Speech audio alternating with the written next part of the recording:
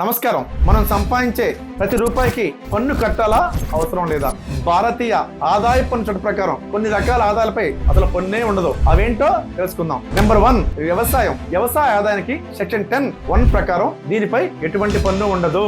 అయితే మీకు ఇతర ఆదాయం ఉంటే ట్యాక్స్ స్లాబ్ లెక్కించేటప్పుడు దీనిని కూడా పరిగణలో తీసుకుంటారనే విషయం గుర్తుపెట్టుకోవాలి. నెంబర్ 2, PPF మరియు EPPF. PPF లో పెట్టుబడి దానిపై వచ్చే ఆదాయం అన్ని పన్ను రహితం.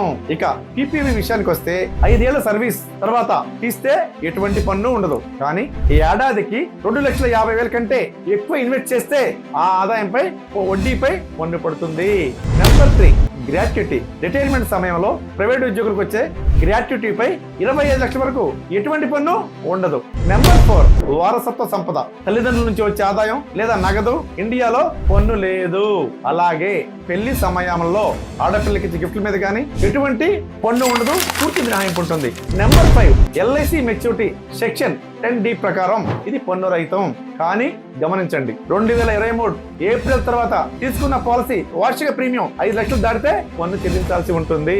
నెంబర్ 6, చదువు కోసం పిల్లలకు వచ్చే విద్యార్థులు పొందే స్కాలర్షిప్స్ పై ఎటువంటి పన్ను ఉండదు. నెంబర్ 7, మీరు పార్ట్నర్షిప్ లో బిజినెస్ చేస్తే ఆ సంస్థలో మీకు వచ్చే వాటాపై ఎటువంటి పన్ను కట్టక్కర్లేదు.